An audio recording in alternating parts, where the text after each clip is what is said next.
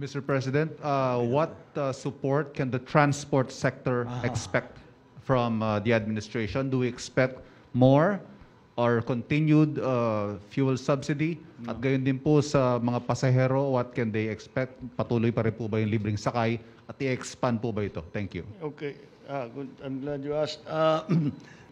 We just discussed that we are going to try not only to continue the fuel subsidies for the transport sector, but to expand it to include the tricycles, which up to now have not been included.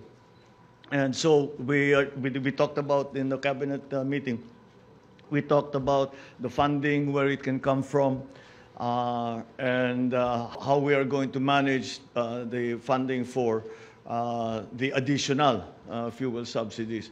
We have enough budget, I think, to last for most of this, not for this year and a little bit beyond. But we still have to find that. We have to find that money if we're going to continue. The libreng sakay continues as is.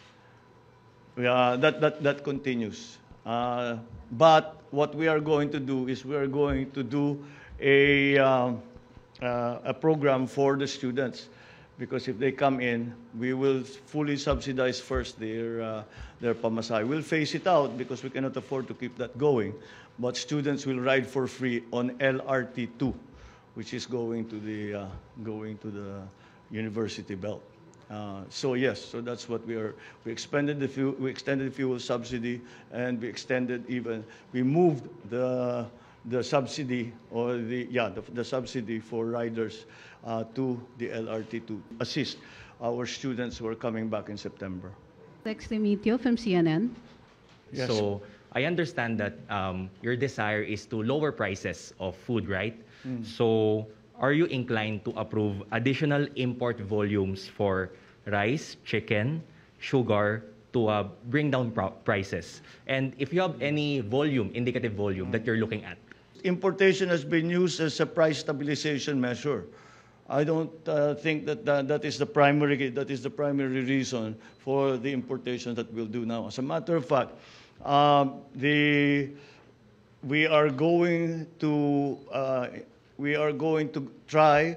No, I think we will do it in the Department of Agriculture to boost production of rice and corn in the coming 2 quarters. Hanggang Pasko, until after Christmas.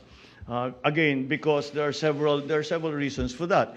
The reasons because we would prefer not to import. We would prefer to import as little as possible. So we should increase our own production of rice and corn. Corn especially became very important because the feed wheat that we were importing, na-cut off ang supply natin. So we have to substitute it with corn. This season, the corn growers were able to come together and provide sufficient feed for the broiler production. But we still have to increase production of corn to ensure that supply, because there's corn for food and there's corn for feed. So if we are able to increase production sufficiently, then hopefully the importations. We really do not want. It's not really an import substitution measure. It is a strategic food supply measure.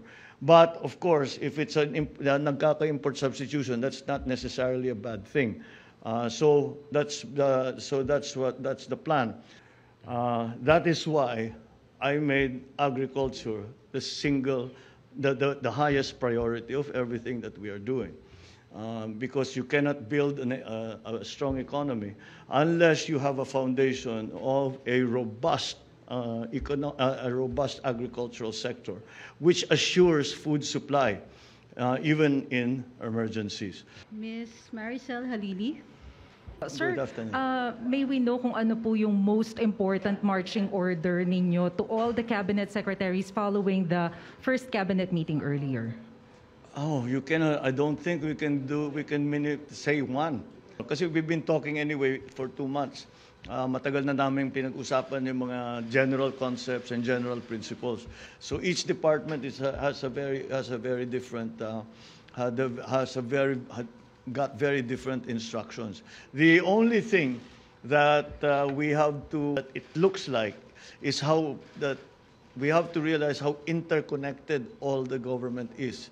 So there isn't one single one. I suppose if there's one single one, is let's get our bureaucracy streamlined. I gave them. I said I will not. I give you a relatively free hand in deciding who you want to hire and how you want to change the structure of your department. If indeed that's what you want to do. The first thing that is an example of that was in Daisara's announcement that we have a plan for full face-to-face by November of this year. September, we will start a phased face-to-face schooling.